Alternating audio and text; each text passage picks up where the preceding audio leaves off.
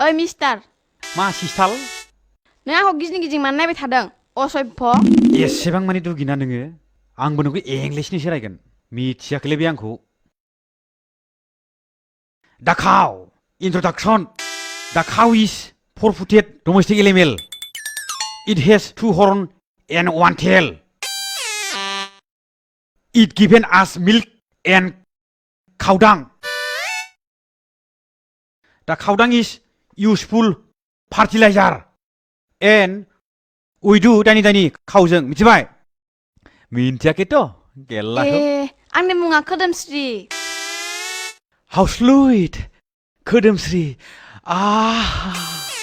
आदानि मुंखौ मा होनोमोनलाय आंनि मुंखौ मेब्लाराम होनो आगै मालाबा जोंनाव थांदो आदा आंबो एमएलए थायो दे आगै खोदोमस्रि थादो आं थांनोसै माहाजोना आंखौ थाब लेंहरदों थाथ'आखै रथ' गय जालां र' आं गय लायनि ओइ भाई तामुल दिबि रे दुइटा একটা বানাবি হ্যাঁ দুটাকে এটা নে এটাকে দুটা বানাই দিম ওহো একটা দুইটা এইটো লক আচ্ছা আচ্ছা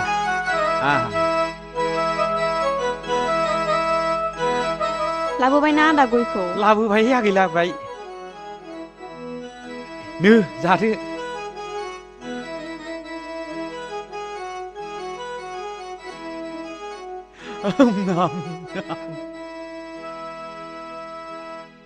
ए नैबे नाम्बाराव फन हरदे आगै दे खासेवसो हमगोन हलेबा खासेव दैनि खासेव नङा आगै फिसियाव थाग्रा खासेवसो मानसिसो आंखौ लेंहरनो थिन दे